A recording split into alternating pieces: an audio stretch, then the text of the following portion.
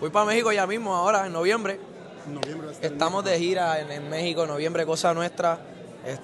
Muy contento de poder volver a México. Es uno de mis ciudades favoritas, de mi público más fuerte es en México y mis experiencias más bonitas en la vida las tengo en México también. Así que vamos para allá a romperla y a pasarla bien. Qué suerte estar vivo en estos tiempos, ¿no? Como dicen por ahí, bendecido de poder hacer lo que amo, ¿no? Que es hacer música y poder viajar el mundo entero.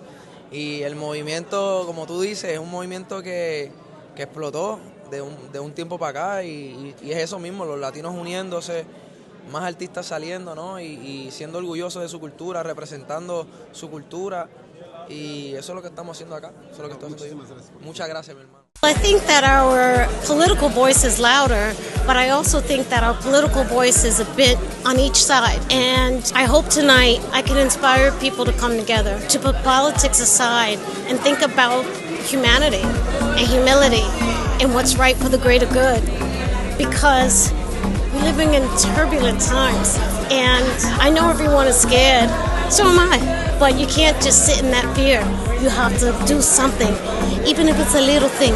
Art is the narrative of our life, right? So that's what makes it so important. But more importantly than art, actors, musicians, any type of talent, we need to bring it back to the people. It was the people that brought change when Dolores Huerta and Cesar Chavez created a movement. It was the people that brought change when Martin Luther King got together with Rustin and created a movement. It was the people that brought change when ACT UP organization took to the streets and demanded change for the AIDS community and the gay community. There were no celebrities involved. They came after the fact. So you know what? I hope tonight I can stir up the people, because you're just as important as I am. I just have a different job than you. That's it. Thank you so much. You know, it's very difficult. It's very difficult to, how do you make fun of a really serious situation or point out the humor in it?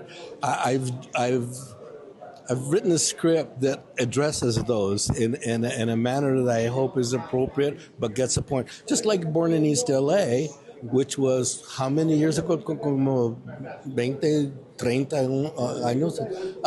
It addressed the same issue. It's sad that the issue keeps coming up, but I'm glad that we keep having the same answer. There's so many more of us. That's what's changed, you know. But we're part of the American fabric, you know. We have to keep pointing that out. My father, who died at 93, was a World War II veteran in a very dangerous situation. He was a LAPD for 30 years. My uncles were, many of them were policemen. My Uncle Rudy was the highest ranking Chicano in the LAPD force, you know. So we are part of the structure, and then they get me, you know, who is anti-war against it. And I have tried to keep that stance because I think that is my way. I'm not prepared to answer it with an AK-47.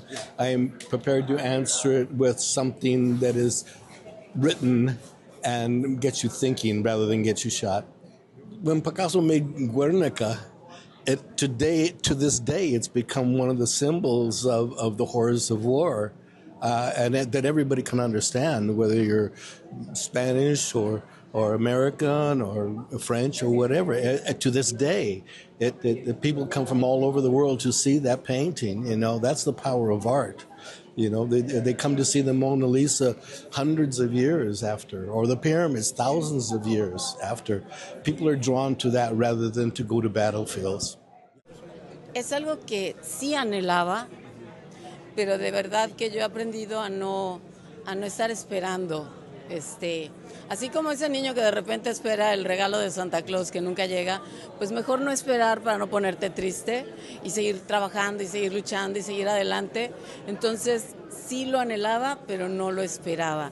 Ha sido una sorpresa súper bonita, de esas que te da la vida, y pues me siento súper emocionada porque aparte de todo considero que este momento es un momento muy importante históricamente.